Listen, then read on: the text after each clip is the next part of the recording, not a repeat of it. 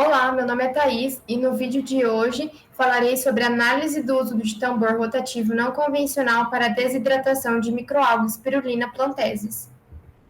A Spirulina plantensis é uma microalga azul-verde unicelular, fonte natural de uma ampla variedade de nutrientes essenciais e também contém importantes compostos antioxidantes e inflamatórios.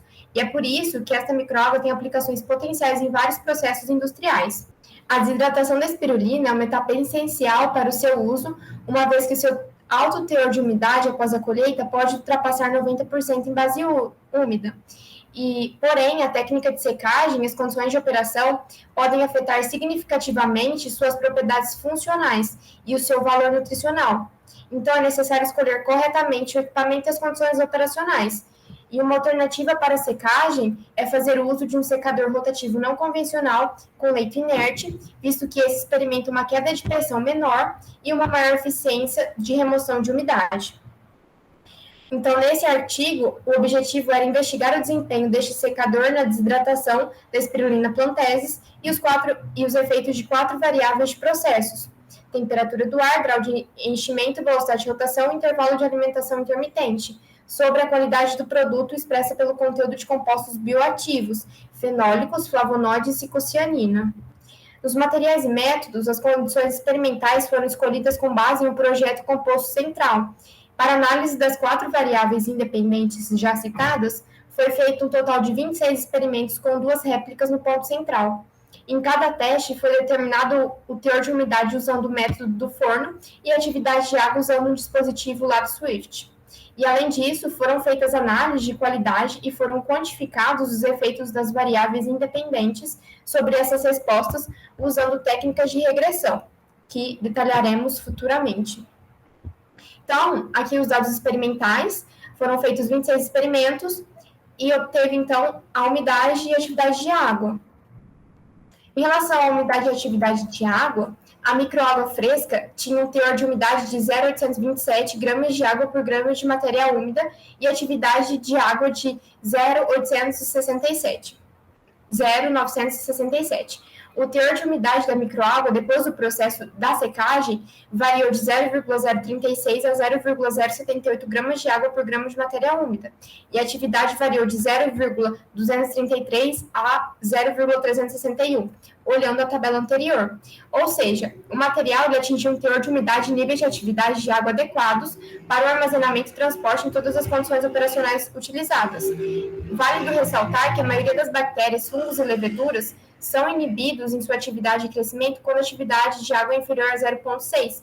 Nesse caso, a atividade de água foi inferior a 0,6, comprovando que a vida útil da microalga pode ser estendida.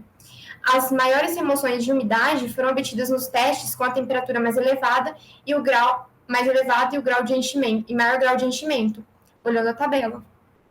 Agora, para os compostos bioativos, foi feita análise após a secagem e, para isso, foi necessário obter as respostas que expressam os conteúdos de fenólicos, flavonoides e cocianinas.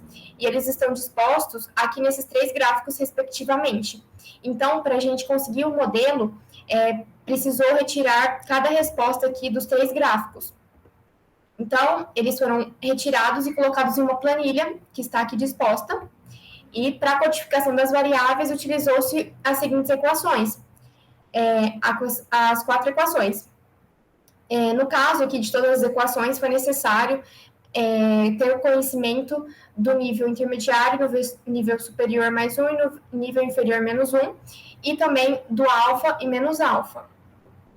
Então, com os dados e com as equações, conseguimos codificar as variáveis e depois fazer as interações. Para esse composto, no caso dos fenólicos, foi obtido os seguintes coeficientes significativos, dispostos aqui nessa tabela. E com isso, a gente obteve este modelo aqui, com R² de 0,86. Com o modelo total, zerando, deixando no nível intermediário o FD e a velocidade de rotação, a gente pode observar que nos experimentos as variáveis, os melhores resultados foram obtidos em experimentos em que as variáveis estavam nos níveis centrais. Podemos observar pela superfície de resposta E ainda, pelas tabelas, a gente pode observar que a microalga seca teve um valor de fenólicos próximo ao do material seco, fresco, de 462,12. Já para os flavonoides, os coeficientes significativos estão dispostos aqui, e com isso conseguimos montar esse modelo, com R² de 0,63. Com o modelo total, a gente consegue montar a superfície de respostas também nesse caso.